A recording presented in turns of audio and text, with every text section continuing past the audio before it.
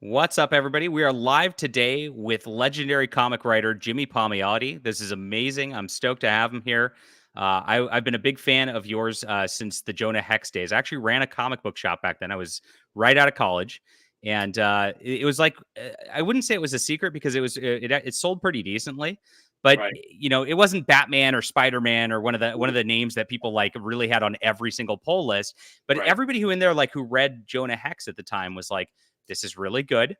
It's different. It's cool. And it was like you'd have a simpatico moment with anybody who came in and bought it. It was a lot of fun back then. It was a book that it never sold really well, and then when they came out with the movie, it sold even less. So Why do you? That's a weird thing, and that's actually I've heard that with a lot of different people in comics and yeah, movies. Like, why do you think that is that the movies don't get people excited to go into a comic shop and buy a comic? because the movie wasn't very good. So, and what happened? what happened with the movie was that the bookstores were already selling trades of the Jonah Hex books. They already had them. But when the movie bombed, it gave them an excuse to return all the trades. So Oh, bookstores dropped all the trades. So that movie literally cost me thousands of dollars because they returned books that nobody was complaining about. They were just selling, like in your comic shop. Once in a while, somebody come and buy a Hex trade, randomly. But the bookstores stopped carrying them, so now they're all out of print because of, well, because of the movie. screw Hollywood. Well, you um, know what? It's too many chefs, too many cooks. Um, we were literally told by the guy running that part of Warner Brothers at the time, we don't want you and Justin involved at all.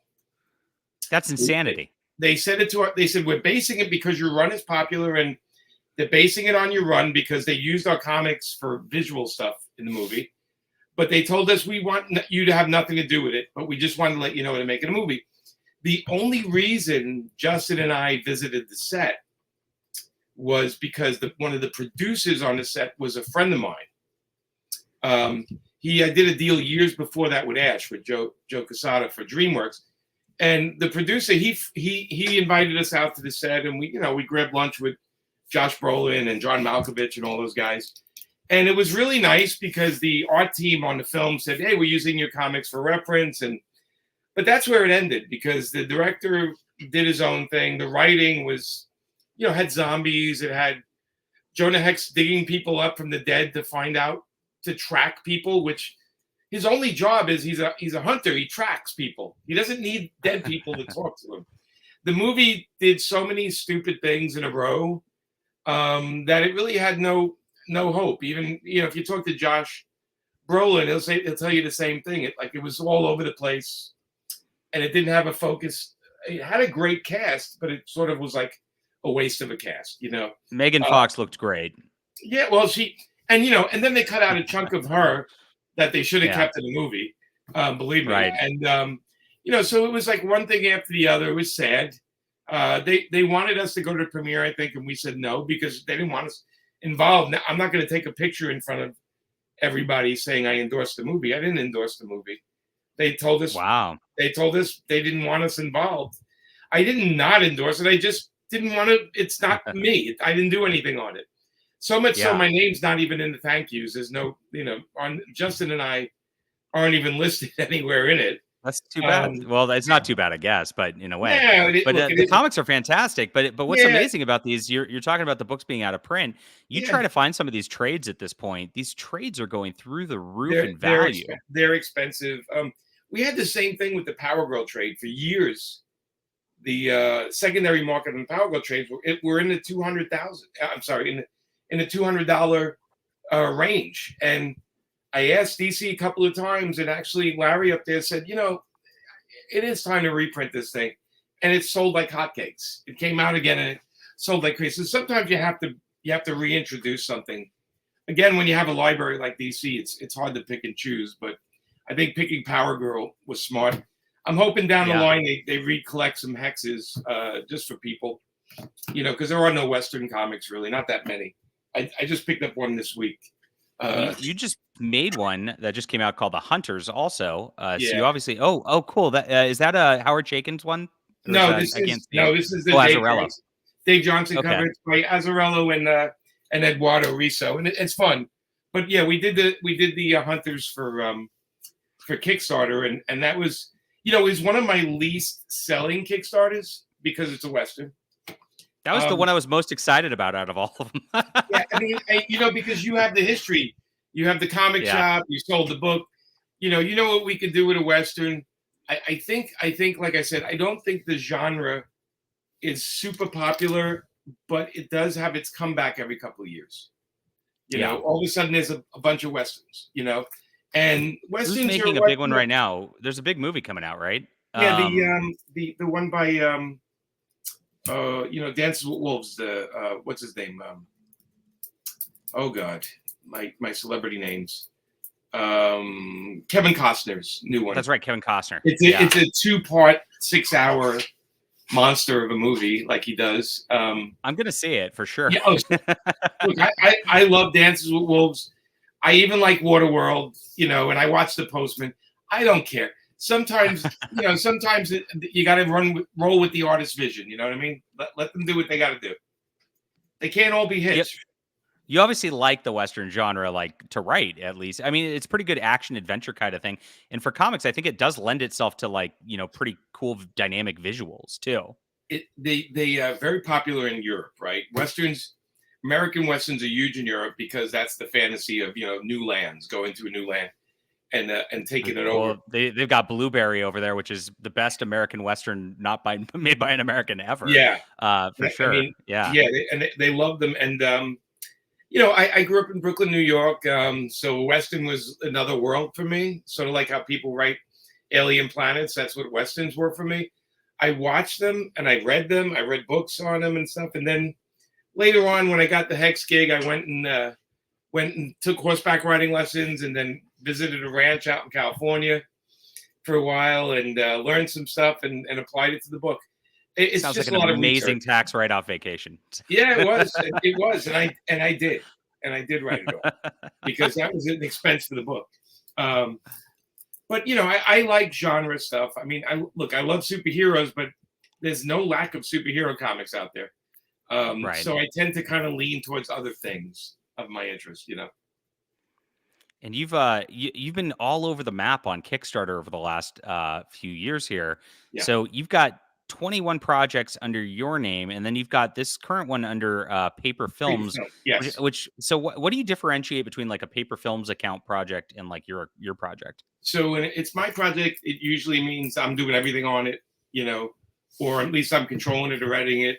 When it's Paper Films, it's like sort of like the 21 Down one right now is like it's a partnership one. So I partnered with Wildstorm DC Comics, Warner Brothers, and I got the rights through one-time printing of this. I don't own the book. Once this book is gone, I guess we'll pull it up for the people to see here. Yeah. So once this Kickstarter is gone and this is the print run and this is the book, this is it. Like this isn't going to be like you're going to be able to keep bringing this back in your catalog. No, this is a one-time thing. It's a 320-page hardcover. And it's a one-time thing. My deal with DC is I get to do this Kickstarter once. And what we did is it's the 12 issues that were published in 2001 to 2002, but we had a 13th issue that never saw publication, so that's in it. And then with the Kickstarter, you get, if you either get the whole graphic novel with everything, the hardcover, or you could get just the single issue 13, because I know the comic book completist needs to have that issue separate. And Joe Jusko did a new painting for that cover for the 13th issue to keep in line with the 12 covers he did before it. So I tried to totally fanboy comic book fan brain on this one and said, if it was me, I'd want my copy of number 13. And that one we supplied it. So we tried to keep it reasonably priced we can. And then we have 2 weeks left on the Kickstarter. We're doing fine. I haven't been promoting it that much because I've been traveling, but the people who bought the series loved this series way back when. Again, it's maybe 21, 22 years ago. But Jesus Sayas, since then, right now, he's like the Punisher and he does Captain America. His art, he's The art's beautiful on the book, Oh, his and Punisher was just amazing. yeah, he's I great. just read that. Beautiful stuff. Yeah. Yeah, he's terrific, Cool. and you know it's just so we get to see a lot of Jesus, and it's just a fun book. I mean, it's an adult book, the subject matter wise, and you know there's a lot there's a lot to read. I mean, if this is not a book you read in an hour or two, this is one you're going to spend some time getting into that world. So That we what can is get. this about? This is the So first time I'd heard of it. I love okay, that so it's a hardcover collected edition of yeah, everything. so it's about That's my thing. I'm an omnibus guy, so those are the two yeah. main characters right there in the car. She's leaning against the car, and Preston Kills. He's the guy in the car, and it's basically he's a guy he's 20 years old, and he finds out he has this power. He can tell. Again, this was written in 2001. He can like look at a dead body, feel it, and he sees how they died. Right? He sees it. He experiences it, and he helps. And his brother's a cop, and he's helping his brother track down some people. But he finds out that the power he has a death sentence to it. When he turns 21, he's dead. Okay, So 21 down. he's Right. 21, Okay. and then he's down. And then and he's doing this while this girl Mickey's the other one. She's like a government person that kind of seduces him to get him to do what she does because something happens in her life and she needs his help really bad. And she uses every trick in the book to get him to work with her. And she's using it in the worst ways. And it's an interesting to watch the two of them kind of plow through the world because he also isn't the only one that has a power where then when they turn 21 they're dead. There's a couple of other people, and so there's a lot of mysteries going on. There's a lot of craziness. We know some of the book has been mined by some TV shows over the Yeah. years, and we even had a big producer wanting to make this once, and it just kind of fell apart. But we love doing this comic because it was something different at the time.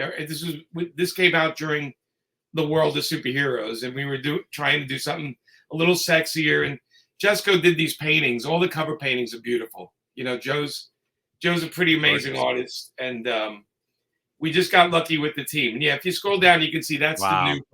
the new cover. Although he has it sitting on a trash can, which makes me laugh because kind of like you read the book, you kind of giggle at that. But yeah, and I've been sitting on the 13th issue. I've had the pencils for 20 years.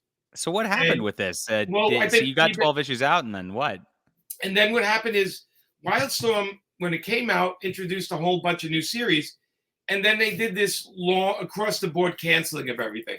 But we were told we were doing year 2, which was 13 to 24, and we did that. Jesus drew it. I inked most of it, and then we were told it was canceled. And I kept thinking it because I had it in my house. I was like, let me just keep doing it because I'm a completist in my own brain.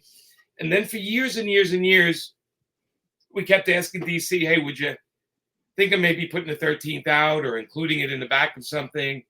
Or can we get a trade of all 12 issues? And, you know, when you have Green Lantern and Batman and Superman, you don't run to do a collection of this, you know.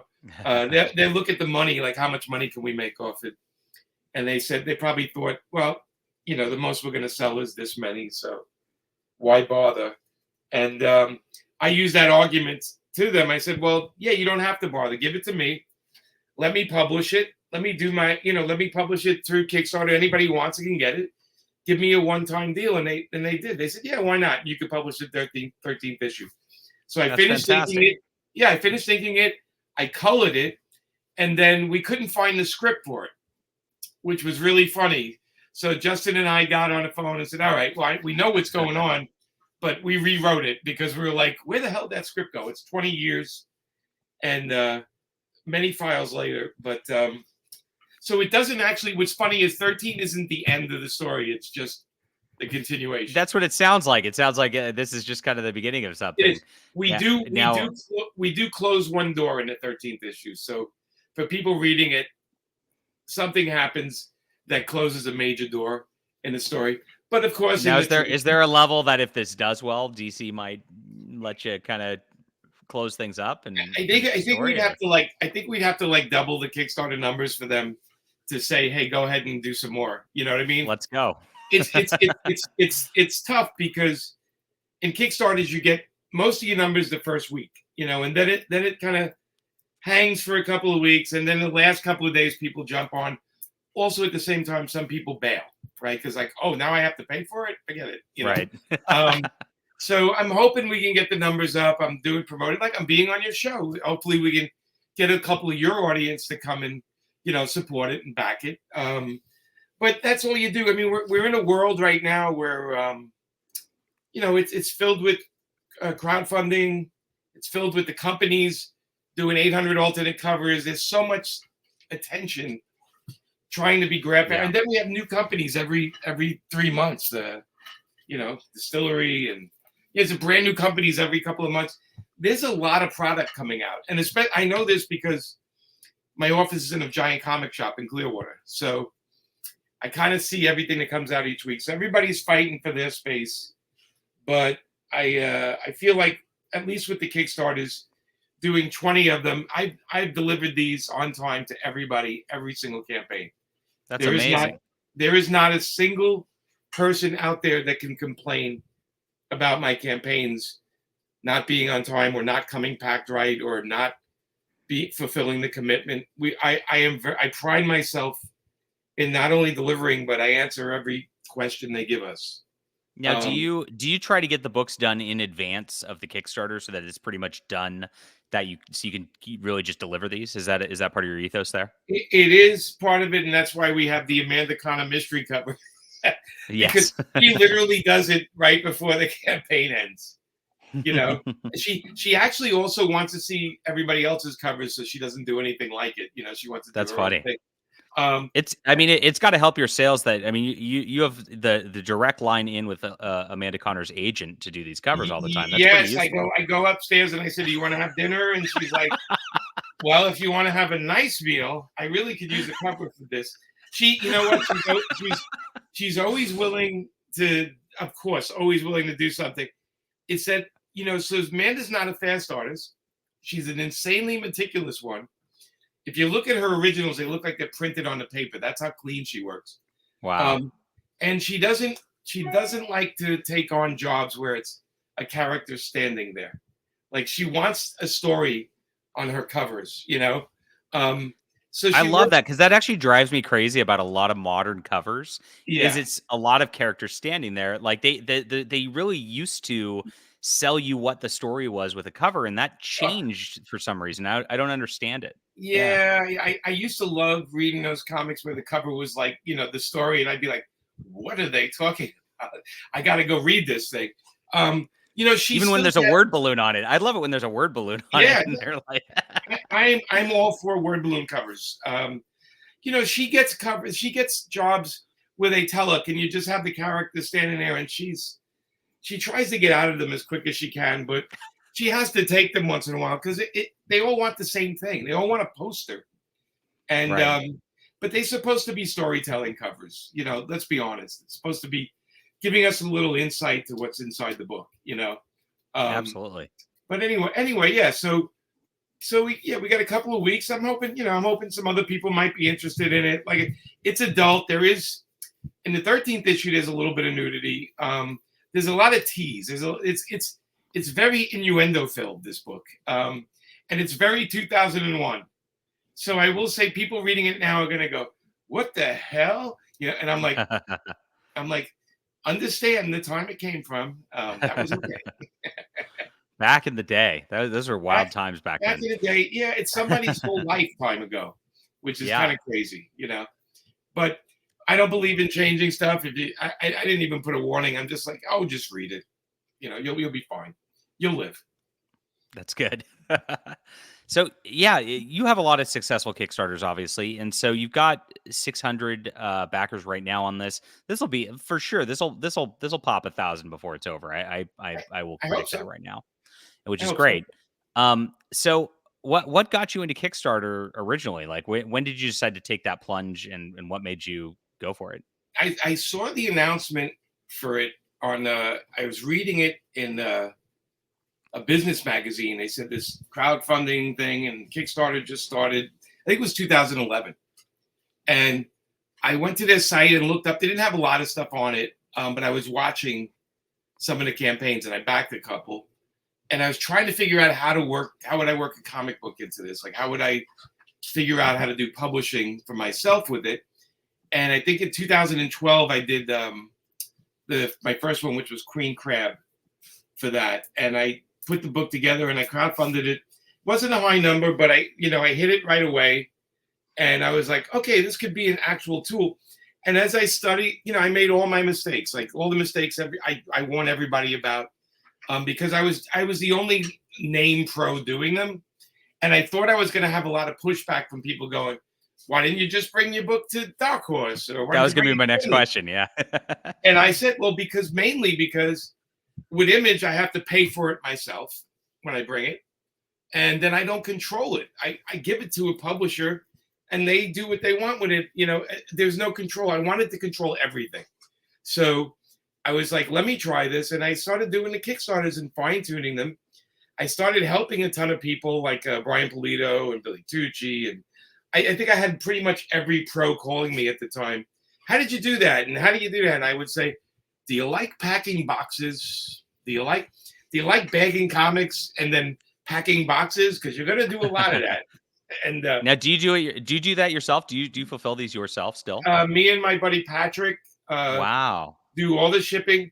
We have his kids and his wife help us with the bagging and boarding once in a while. Though we all do it while we're watching TV at night. We'll just bag and board things while we're watching TV. But we usually do our shipping in 1 week. Like we literally go in the office every day. Mostly me. Then Patrick comes on certain days. And I sit there, I put on some music, and I pack, and I got it down to a science. I see every name of every backer. So I know these names, and then I meet these people at shows, and we talk, and, sometimes I'll write a little note on the package because I see a name over and over. That's so cool. Yeah. But it's so grassroots. Like, I know, like, pretty much everybody backing it. That's awesome. And it's a lot of work, and I've had a couple of big name pros watch me do it and come over and look what I'm doing and say, no way in hell. And and I guess that's why they'll use somebody like Zoop or something where they do all the packaging and everything. I like to control the packaging because I feel like I'm controlling the book. I'm controlling the way it's printed. I want to control the packing as well. And again, we've never been late with a campaign ever.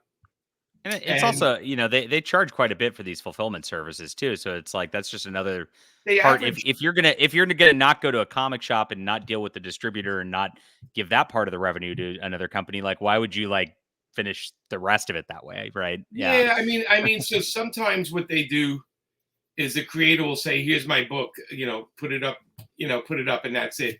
Or you look at something like Boom that says, "Okay, we're gonna get this book from Keanu Reeves, and Keanu, you just have to write the comic and we'll take care of the rest." So there are different levels of participation. I support the Kickstarters that are the actual creator doing the books and doing it. I don't necessarily jump on the company Kickstarters because I feel like that content's just going to be available later, almost in the same format. And sometimes I back them where it's come out before I got my thing in stores. So that's so frustrating. It's so frustrating. I've had that happen. Top Cow, yeah. I'm looking at you. Yeah. I'm not a big fan of that because I feel like I've actually got offers on all my Kickstarters to be published by different publishers. And I've only signed one up so far to be published by somebody. And it doesn't come out, it'll be years after it actually premiered. And I made sure I said they're not allowed to use any of my covers that I did. They're not allowed to do this. They're not allowed to do that. So they have to repackage them and change it because I want the Kickstarter people to have the super cool exclusive stuff. You're taking care of the comic collectors, which is great. Yeah, because I am one. I'm one of those crazy people that has comics everywhere in my house. Comic art. I got comic books, comic art. I can open a drawer and there's CGC books in drawers that I have original. I just lean over here. You can't see it because it's on file. But I got stuff I still have to ink right now. Oh But wow. I got pages of my next Kickstarter I'm working on right now. This What is what's your favorite piece of original art that you have? my favorite sentimental piece, Yes. right, is the cover for let me see if I have it because it's I can't take it off the wall, but I think I have the book down here. Um, give me 1 second. You know what? The book might be upstairs too. It is the DC Comics put out this hardcover Darwyn Cooke book, and it had the cover. If you remember the cover, it's Is all that the the New Darwyn. Frontiers one? Not New Frontier. It's like the art of Darwyn Cooke. It's like all Okay. the. Hang on a second. I swear I thought I had more than one copy of it, but it has all of Darwyn's characters he worked on the cover, and it has a coffee shop, and they're all walking outside. I'll give you the title right now. Let me just do a quick search.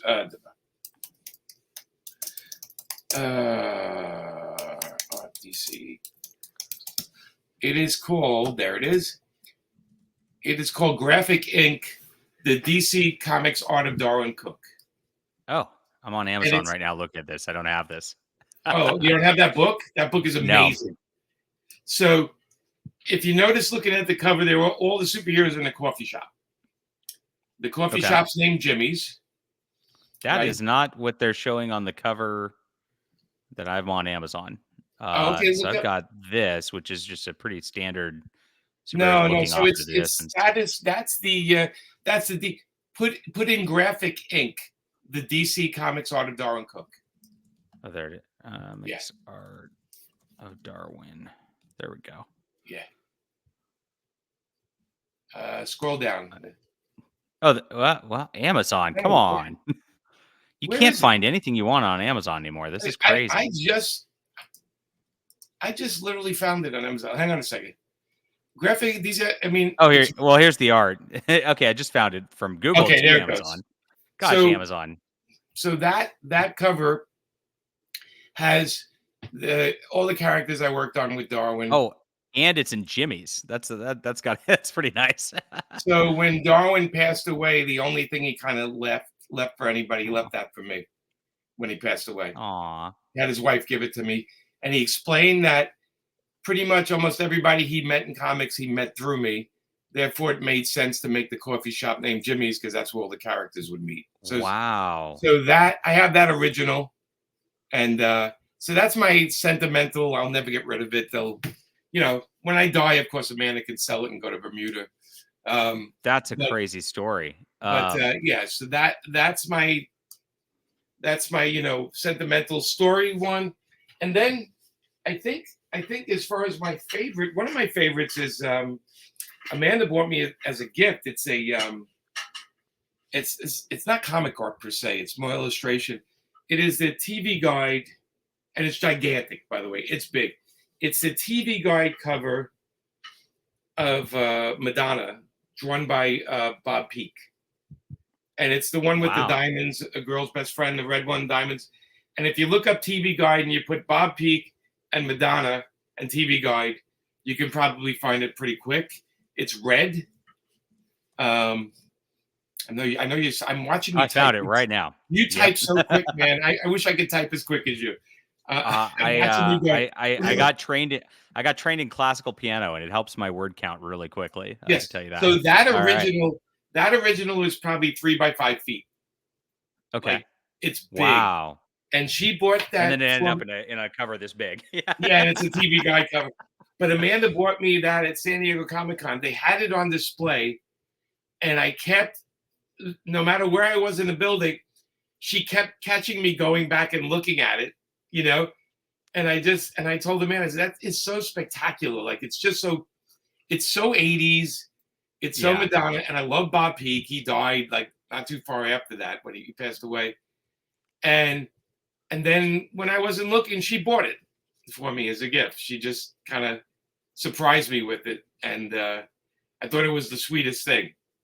But yeah, it's gigantic though. Like it's so impressive in person. You know, like any art, right? This TV screen never does justice to it. Right. So those are Oh, probably my two. that's great. Like if the building was on fire, I'd be grabbing those two out first, you know, and then I'd go in for the other stuff. So before all this, well, I'm now on thinking about Darwyn Cooke, and so Darwyn Cooke credited you with introducing him to everybody you knew in comics. Like, Well, how did this introducing come him about? to a lot of people, not everybody, because he had his own Okay. crew when he came in, but to a lot of people. And I understand it because when I met him, he was just starting in comics. He was in the animation world. And when I met him, I met him and we were in Chicago Comic-Con. I don't even know what year. It was a long time ago. And we were sitting at a bar and we were talking, and I invited him. I said, look, next time you come to New York, let me take you out because I know all the hidden bars in New York. And he called me up like 2 months later. He goes, all right, I'm coming into New York. And I said, all right, dress really nice. We're going to go out. And I took him to like 6 bars in New York. They're all like you had to go in a basement and go up a thing or get in a separate elevator, and some places with no windows, all these crazy bars. And we became really good friends really quick. And then I started introducing him to my crowd, which was, basically everybody that worked at Marvel and DC at the time. And but it goes beyond that, right? Because he used to come visit me down here in Florida so much that he had like a closet full of his clothes in my house. And then one day he just turned around. He bought a house like 5 minutes down the street from me. And he said, and he goes, I'm staying here during the winters. I want to be close by in the winter. So all winter I'd have the Darwyn Cooke coming over all the time. He would bring coffee for Amanda. So Amanda and Darwyn were like brother and sister. And if you look at their art, you can almost see a similarity. There's this like simple graphicness to their art that is uniquely them, so they were like, so Darwyn was here all the time. And then he bought a house and he was here all winter. He's a Canadian, so he could only stay a certain amount of time. But he would take the max on the time. And he was here till he passed away. He passed away down here 8 years ago, like almost 8 years exactly, a little more than 8 years. Biggest tragedies in comics, one of the biggest losses. His art is just so astounding. It just takes your breath away every time you see it. It's crazy. It's heartbreaking because we spent a lot of nights at bars and him going over all the creator-owned stuff he has yet to do. And he would tell me these stories. And he wrote these big files of all the ideas. And his wife has them all, but she's not doing anything with them. But he has these big files, and he would talk to me. We talked for hours about, you should do this, do that. I kept telling him, get that Parker shit out of the way and start doing these, man. I said, Parker books exist already. Do your own thing. But when you're that, you don't expect that you're going to die at 52. You know what I mean? Right. So he was young, but lung cancer. I mean, look, the guy, he's a great guy. He lived his life the way he saw it. He smoked, he drank, he would brawl, and he had opinions, man. The guy, he definitely was. Thank God he was never on social media because he would have just been dropping bombs every week. But he was genuine, and you don't hear a bad story. Everybody that knew him has a story about him. Yeah. That's the kind of guy Darwyn was. Kind of burned out. That candle burned out pretty quick with him because we could have used another 25, 30 years of his work. Absolutely. I just, that Parker stuff, it changed my perspective on comics when I read that. It was just crazy. He put all his friends in that book. I'm in there. Frank Thierry's in there. Oh, really? Dave Johnson's in there. Yeah, everybody's in those books. Like he would tell me, I threw you in here. You're being an asshole. I'm like, oh, great. Thank you. He did that a lot, though. Cool. Awesome stuff. So before we went on the show here, you were mentioning you're obviously really close with Darwyn Cooke and friendly guy. Yeah. You were mentioning that you lived pretty close to Dan DiDio, the head of DC Comics, for a while too. I lived next door. Was that kind of wild? Well, in Brooklyn, we would go to the same comic shop. It was called Heroes Hideout in Brooklyn. Now, was he your boss at the time, or was this a different time of life? No. Dan was never. No, so he worked at, I think it's ABC. I think it was ABC TV. But anyway, he was a guy in a comic shop, and he would be there. I'd be there on a Wednesday. night, and we'd be buying. And one day we're talking, and I just said, "Do you live around here?" And he goes, told me the address, and I said, "Oh, you live next door." You know, he actually at first he lived around the corner, and then he literally lived next door. My building attached to his building, apartment building, and we became friends. And he would come over my house and raid all my comps, you know. And then, but he wasn't in, he loved comics. I mean, the guy had a comic collection. He still has one of the biggest comic collections I know of. That man loves comics. And he got the job at DC while we were actually writing Superboy together. I don't think they knew the guy writing Superboy with me, because I got the job to write Superboy. They told me it's going to be canceled. Would you like to write the last bunch of issues? And I said, yeah, can I write it with a buddy of mine? They're like, we don't care. So I wrote it with Dan, and while he was writing it, he got the job as editor-in-chief.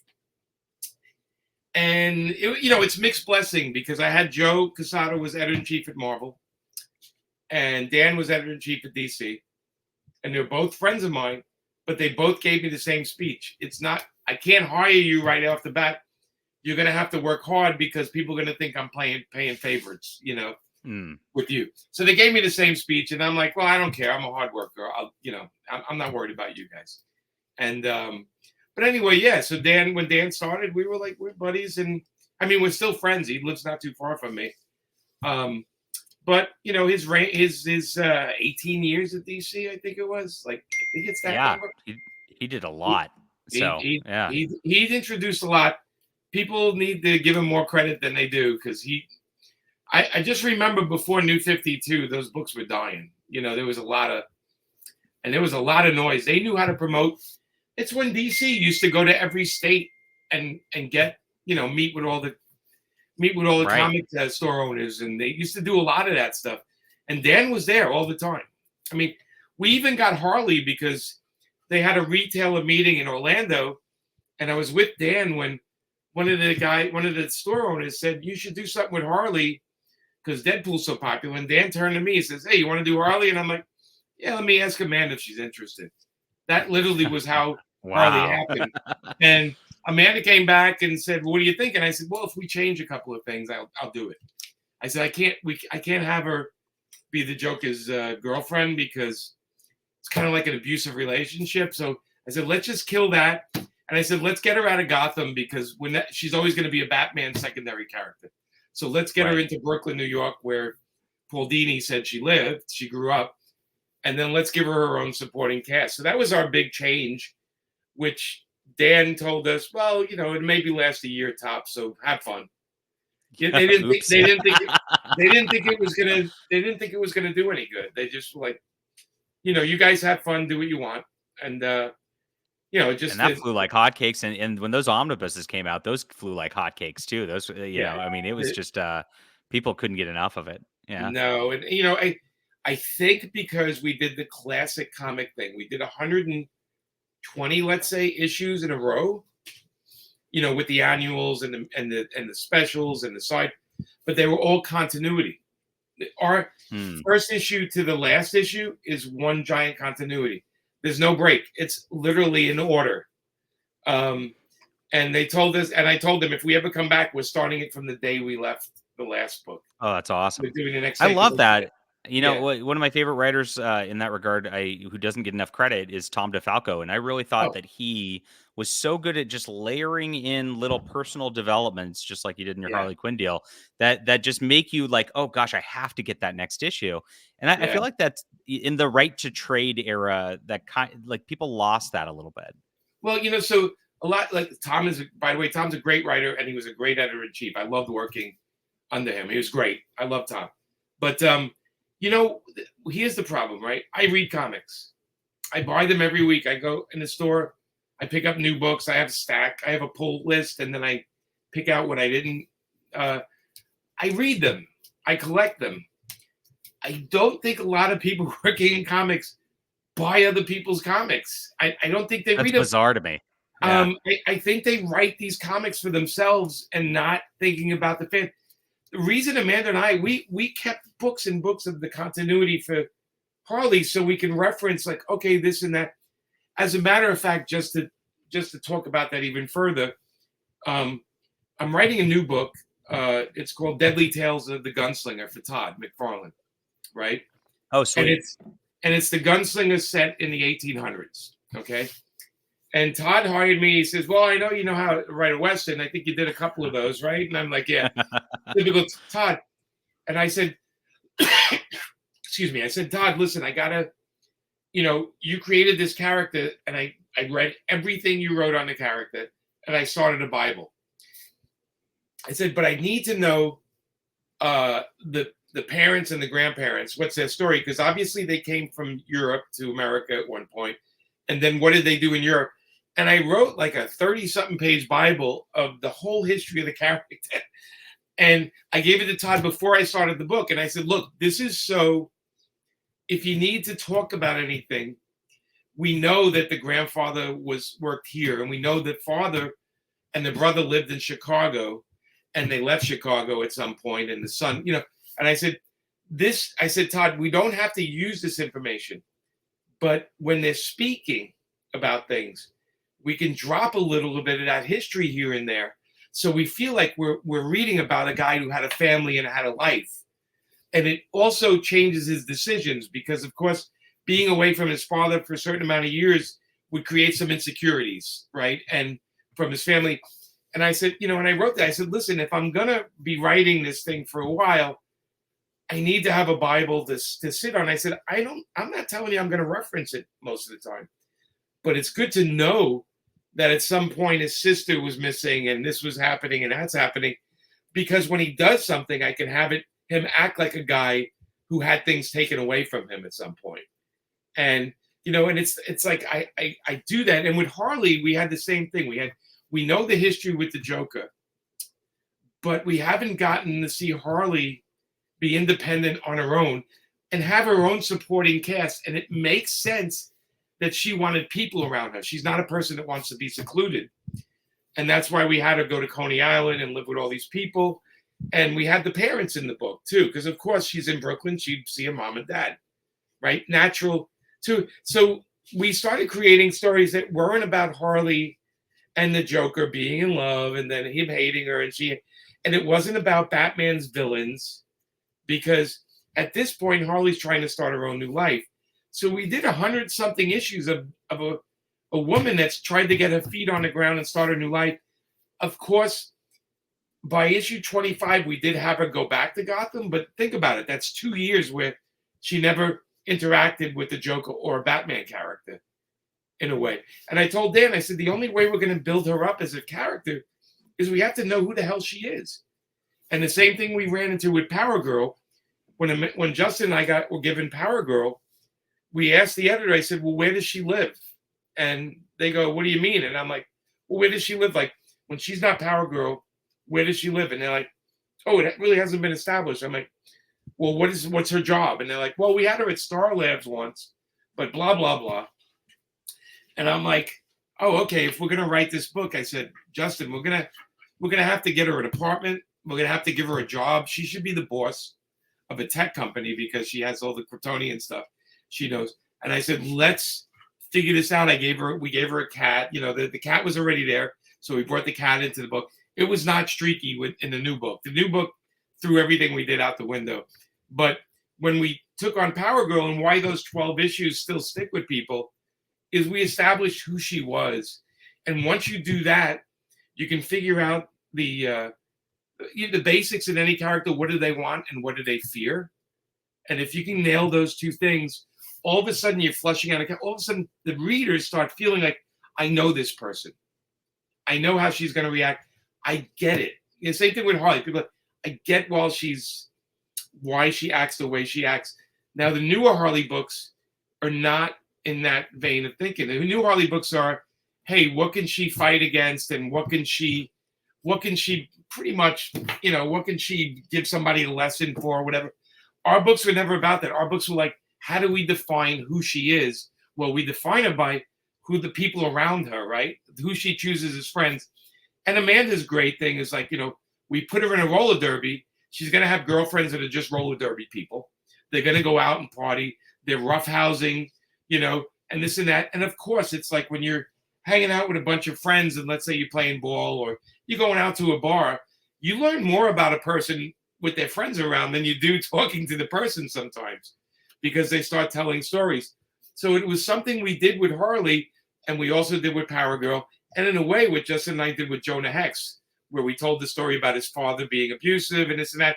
It's not, and again, it builds who the character is. It's not what the story is about. Okay, it's about what his story. It's why he acts the way he does, is because everything in the past. John, how you react to people has everything to do with everything you've been through. And True. and with comics, you can't just drop that stuff out in the middle of a run and then just tell a story because you want to tell a story about this. That's when you lose the readers, when you drop the continuity out and just start throwing a thing because you think it's cool, and all of a sudden you realize, oh wait, the book's not selling anymore. We better restart it #1 again. And I'm like, Yeah. the thing real comic fans love is consistency with their characters.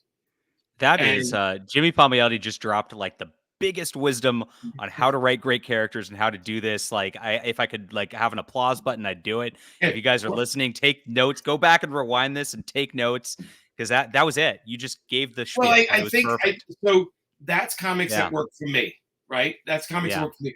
There's a reason I bought the first 280 Fantastic Four comics. There's a reason I had Spider-Man 1 to 200 and whatever 20. I collected them because there was continuity. This continuity that always kept in the story, and I felt like not only I knew the characters, but I knew Peter Parker's apartment, his Aunt May's house, the yard. I felt like I had this place, like I was part of that story. And again, with Harley, we felt like, okay, we're gonna have Coney Island and Brooklyn. We don't need Gotham. Everybody knows Gotham. We get it, okay? But with Coney Island and Canarsie, where the parents were and everything, if you take a map to our run, you literally hear the characters say it's a half mile away or it's a mile away, or Prospect Park is over here. All the language in our books are actually, because it's actually, Mandarin. There's a scene where we catapult something and it hits the DC Comics building. Amanda figured out the angle from where Harley is in Coney Island, where it would hit the DC building and how it would hit it. And dealing with it, Amanda's like this crazy person that has to make sure it all makes sense. But when you do that, it gives a security to the reader. The reader feels like this is a real world. And the con we were just at, we had a couple of girls came up, and maybe they were in their like 20s, and they said, we really miss you guys doing the book because we kind of lost our whole family of characters. Like we felt like we were hanging out with all these people, Red Tool and all the crazy people and the Beaver and all that stupid stuff. And they said, the books now, there's no continuity. It kind of just jumps all over the place. And I was like, well, I'm glad you enjoyed the 3 omnibuses worth, because that's literally the whole story. Which is a good amount. I mean, it kind of that's enough for a character. I mean, at that point, you have the character, and you're like this. You can almost headcanon your own like 3 omnibuses. Right. I've got this. So it's a good spot for a jumping off point. We jumped off. Amanda would like to revisit Power Girl, but they have no interest in us going back to Power Girl. So, that's too bad. What I'd like you to do, in the vein of Power Girl, and this is what I actually had set up the entire thing to talk to you about at the beginning, and I just didn't get around to it. Is Supergirl. You were talking about characters being completely inconsistent, and I have read every Supergirl comic ever. This is your most important creation in my book. That was a Supergirl. It's Phil Noto. Great villain. Great villain. Awesome, yeah. And like I really sad they never revisited this and used Maelstrom again. But I mean, it could have been a good Supergirl villain, like like Darkseid is one for Superman, and so that would have been amazing. But my thing about Supergirl, and if you guys have not read this, there's a single trade paperback. It is Superman Supergirl Maelstrom. It's called, and it's like 5 issues long. And that was your run on Supergirl. But as a Supergirl reader, and number 12, sorry, yes. And Wednesday as a Supergirl Comics, reader, by the way, Wednesday Comics, we did the Supergirl story. I really feel like they, oh, it's going to get canceled Well, would you like to do a few issues of it real quick? I feel like that's the entire history of Supergirl, every single comic, and it Uh, never stays consistent, and there's never like a continuity vision of it. Do you yeah, think like even with that much like baggage, it's fixable as a yeah, writer? I do. So I haven't read the Tom King Supergirls, so I don't know. I don't know what Which they're is about. out of continuity, and, Okay, I have, of course, read it. is she I older? love, she's, like many Tom King, depressed, kinda off-world. It's meant to be, I really feel like Tom King wrote a sci-fi indie book in Right. space that was, it's based on True Grit. Okay. And that's literally True Grit in space, but it was like, Right. can we put a DC character on it? It kind of felt like that to me. So it Okay. didn't feel like Kara Zor-El to me in that book. Yeah. But the storyline itself, by the way, unfolded pretty brilliantly. Okay. Because it was very well executed, just didn't feel like Supergirl. Supergirl. Right. And Right. yeah, And sometimes that happens. Sometimes a story gets squeezed with a character that not right for the story. So when we wrote the Superman Supergirl, we, our brain, Justin and I's brain, we were like, this is her cousin. This is Superman's cousin. So he has a responsibility to help her, get used to things. Like he's been on the earth longer. He's got a responsibility. And that's what the story was, just about two cousins hanging out, kind of had some good talking, moments on that. Yeah, yeah, talking stuff over. And when we did Supergirl 12, Amanda drew it. We introduced Terra in that, and Atlee in that. And Amanda was like, well, they got to make her age appropriate. They keep making her older, and she's younger. And when we did Wednesday Comics, Amanda did Supergirl young, dealing with the yeah. super pets. We always liked I the Supergirl I character. love what Michael Turner did with the character, but Yeah, it's a little awkward. yeah. I mean, Amanda's like, isn't she just 16? And I'm like, I think so. I think that's. But the other I story, call that the jailbait era. Yeah. yeah. Well, the other thing we had with Supergirl was like, where does she live and what does she do? And we had a lot of that going on. But with Maelstrom, we figured this is a chance for Superman to get some away time with Supergirl. But we also need to show Superman that Supergirl's a lot smarter than he thinks, and put them in a situation where they had to kind of figure out, they had to be themselves, and it wasn't about superpowers. And we knew it was a mini series, and we were just like, okay, we can have some fun, because a lot of people don't touch on that part of their relationship. As a matter of fact, they stay away from that relationship most of the time, which I don't understand why, because it's kind of cool to have a cousin that's a superhero too. I just look at it like that. But I would love to. I love Supergirl. I mean, she's one of those. I would need like a year or two run on it. I wouldn't want to do another miniseries. Right. We had a pitch. And that's been the main problem. It's always a mini series or a quick title that gets canceled so quick. So by the time it gets going, Yeah. I just feel like the character just doesn't get a lot of service because of There's that. a way. Yeah. There's a way to get your story done in one issue. By the way, to get it where you want people to buy an extra. I did it with Jonah Hex. How many times where they were done in one story? There's a way to tell a story in one issue. You just have to figure out your story and then bring it down to a moments. And it's a thing you learn when you write enough comics. You figure out that any writer will tell you you can feel the ending coming of the issue. So you better wrap that shit up.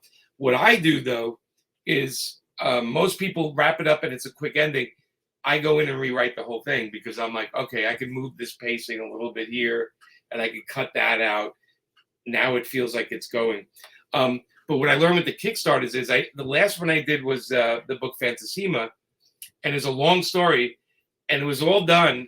And then we did the Kickstarter, and I was reading it, and I was like, I told Pierre Brito, I said, I kind of feel it needs 5 more pages. And he started laughing. He goes, it's already 80 something. And I'm like, you know what though? I feel like I read it again, and I feel like I wish I wanted a beginning.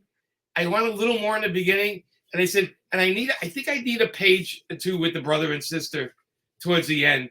And he's like, whatever you want. So while the Kickstarter was going, we were adding pages to it. And I'm like, but that's the beauty of being able to do that. I had the time to add the pages because the numbers weren't in on the Kickstarter.